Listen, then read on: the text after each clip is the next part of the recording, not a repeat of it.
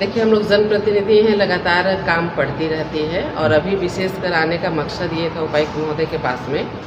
आप देख रहे हैं कि झुमरी तलैया में जो फुटपाथ दुकान वाले हैं जी जी वो नाला के ऊपर में डाली लगा करके, वो जाला लगा करके और किसी तरह वहाँ पर अपना दुकान लगाते हैं। एक है ठेला वाले जी जो फल सब्जी वगैरह बेचते हैं जी और एक है जो ज़मीन पे बैठ करके बेचते हैं। तो तीनों लोगों की काफ़ी समस्या है। जी उनका शिकायत था, परसों हमारे आवास पे आए हुए थे और उनका कहना था कि हमको प्रशासन की ओर से बार बार दबाव दिया जाता है कि यहाँ से खाली करके आप दूसरे जगह चले जाइए। जी तो बहुत ही नम्र उनका निवेदन था कि हम लोगों को कहीं पर तो ऐसा जगह दीजिए जहाँ हम लोग इस तरह जी से बैठ के अपना कमा रोजी रोटी चला जी। सकें।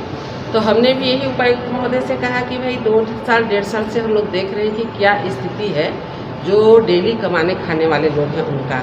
जी तो अगर हम उनको सिर्फ यहाँ से हटाएंगे तो वो हमारा सोल्यूशन कोई समाधान नहीं है जी। लेकिन जब तक हम उनको एक स्थायी जगह नहीं दे देते हैं तब तक आखिर हम उनको हटाएंगे क्यों? जी तो इसलिए अभी हम बैठक किए तो उपायुक्त महोदय बहुत गंभीरतापूर्वक सुने और बहुत अच्छा लगा। इन्होंने कहा कि परसों हम लोग 2-3 बजे जी उनके प्रतिनिधि के साथ में एक बैठक हम लेकर के उनको यहाँ पर साथ में बैठक होगी और वो जो जगह चुनेंगे उसके अनुसार हम लोग उनको स्थायी जगह देने का काम करेंगे, जिससे कि हमारे जो भी व्यवसायी वर्ग के लोग हैं जो फुटपाथ में सब्जी बेचे, कपड़ा बेचे, मनिहारी दुकान बेचे या फल बेचे, जिस प्रकार के भी वो कार्य करते हैं वो आसानी से अपने कमा घर को सके, रोजी चला रोटी चला सके, सके, रोजी रोटी करा सके। मैडम और दूसरी बात एक थी कि आप देख रहे हैं कि पिछले जब हम शिक्षा मंत्री थे उस समय लगातार वाटर एटीएम जो आप देखे थे अपने क्षेत्र के विभिन्न भीड़ भाड़ वाले इलाके में जी जैसे कोडरमा चौक पे,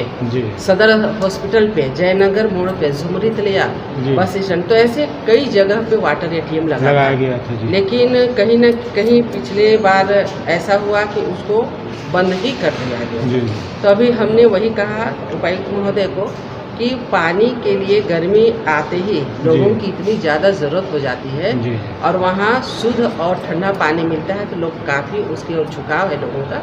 तो अगर हमारे स्तर से कहीं पर कुछ कमियां हैं उसको करने की आवश्यकता है तो हमें बताया जाए, क्योंकि उस समय प्रशासन के द्वारा ये कहा गया था जी कि उसको एनजीओ चलाएगा। जी जी नहीं, मेंटेनेंस नहीं, चलाएगा हो रहा था जी एनजीओ चलाएगा, जिसके कारण उसको बंद किया गया था। तो हम बोले किसी भी स्तर से वो चालू होना चाहिए, लोगों को अच्छा पानी मिलना चाहिए। सभी बंद है अभी फिलहाल मैडम ना, उसमें सभी बंद है। आप यहाँ कोर्ट में भी देखेंगे तो वहाँ सदर में भी है मैडम, आपका सदर हॉस्पिटल में है, कोर्ट कैंपस में है, बाजार में भी है, बाजार में है, कोडरमा बाजार में, जयनगर मोड़ में है, झुमरी तलैया में भी कुछ जगहों पे है, ऐसे कई जगह पे सभी बंद है। तो इस पर क्या बोला गया मैडम? इस पे तुरंत चालू कराने के लिए उपायुक्त महोदय ने आश्वासन दिया। मैडम झुमरी तलैया में ट्रैफिक की समस्या एक और हमने बात को रखा है जो है कोडरमा में आप देख रहे हैं काफी समय से यहाँ पर अगर हम कोई भी कार्यक्रम करना चाहते हैं तो यहाँ पर बड़ा सा टाउन हॉल नहीं है। तो टाउन हॉल के लिए जगह देख करके और तुरंत उसकी व्यवस्था करने के लिए, और अगर विधायक निधि से कहीं पर काम हो तो हम उसको भी देने के लिए तैयार हैं, या नगर लेकिन पंचायत कोडरमा वालों को कम से कम एक अच्छा सा टाउन हॉल चाहिए। आप जब मंत्री थे मैडम तो एक जगह पर टाउन हॉल का आपने शिलान्यास किया था, वो जगह क्या हुई?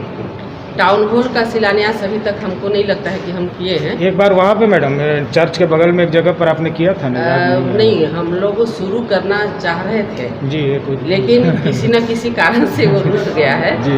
एक पुस्तकालय का भी आपने आधारशिला रखा था, वो भी रुक गया मैडम? आप नहीं, पुस्तकालय का आया था और कहीं से वो प्रशासनिक लापरवाही ही हम कह सकते हैं जिसके कारण कि वो पैसा फिर से वापस चल गया। तो आपके मंत्री रहते इस तरह की प्रशासनिक लापरवाही हुई कि आपका आधार रखा हुआ वो योजना? देखिए, बहुत सारे काम है संतोष जी, आप देखे हैं कि इंजीनियरिंग कॉलेज है, मेडिकल कॉलेज है, हर एक ब्लॉक में डिग्री कॉलेज है, यहाँ पर आपको टीचर ट्रेनिंग कॉलेज दिया तो आपने बहुत कुछ नहीं, तो सब कुछ, तो हर कुछ को आप पूरा नहीं कर सकते हैं।